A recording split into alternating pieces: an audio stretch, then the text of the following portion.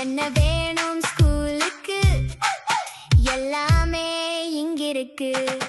Super Saravana Stores, Chennai, Madurai, Kovai.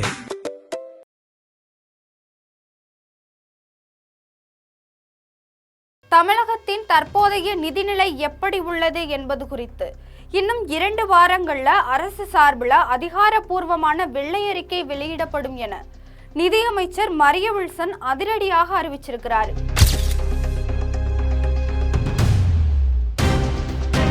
கடந்த கால ஆட்சியில மாநிலத்தின் கடன் சுமை மற்றும் வருவாய் இழப்புகள் எந்த அளவில் இருக்கிறது என்பதை பொதுமக்கள் அறிந்து கொள்ளும் வகையில் இந்த அறிக்கை அமையும் என்றும் சொல்லியிருக்கிறார்.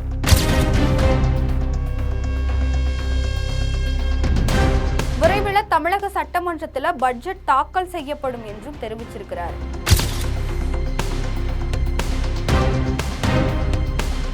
தமிழகத்தின் தற்போதைய நிதிநிலை எப்படி உள்ளது என்பது குறித்து இன்னும் 2 வாரங்கள்ல அரசு சார்பில் அதிகாரப்பூர்வமான வெள்ளை அறிக்கை வெளியிடப்படும் என நிதியமைச்சர் மரிய வில்சன் அதிரடியாக அறிவிச்சிருக்கிறார். மேலும் விரைவிலேயே தமிழக சட்டமன்றத்தில் பட்ஜெட் தாக்கல் செய்யப்படும் என்றும் தெரிவிச்சிருக்கிறார். இது பற்றி பார்க்கலாம் விரிவாக.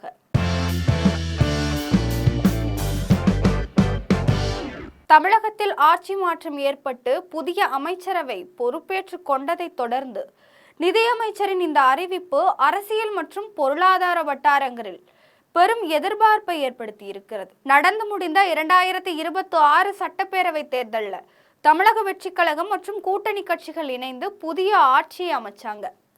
முதலமைச்சர் சி. ஜோசப் விஜய் தலைமையிலான இந்த அமைச்சரவையில் சென்னை RK நகர் தொகுதியில் வெற்றி பெற்ற டாக்டர் என். மரிய வில்சன் புதிய நிதியமைச்சராக அண்மையில் நியமிக்கப்பட்டார்.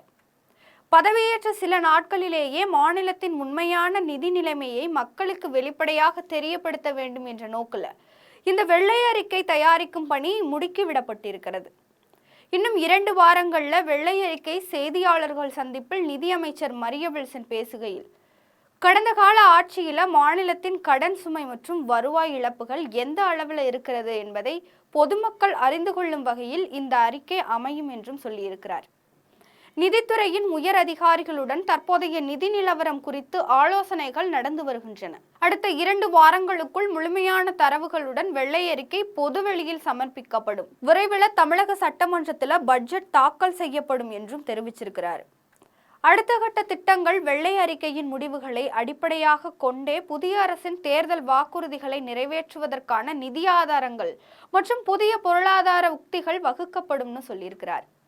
ஒரு மாநிலத்தின் உண்மையான வருவாய், கடன் வரம்பு மற்றும் செலவினங்களை மக்களுக்கு துல்லியமாக தெரிவிக்கும் ஆவணமே வெள்ளை அறிக்கை ஆகும். புதிய அரசு தனது முதல் பட்ஜெட்டை தாக்கல் செய்வதற்கு முன்பாக இந்த வெள்ளை அறிக்கையை வெளியிடுவது அடுத்த கட்ட பொருளாதார சீர்திருத்தங்களுக்கு வழிகோலும் என்றும் எதிர்பார்க்கப்படுகிறது. இதுபோன்ற அரசியல் தகவல்களுக்கு ஜெம் தொலைக்காட்சியுடன் இணைந்திருங்கள்.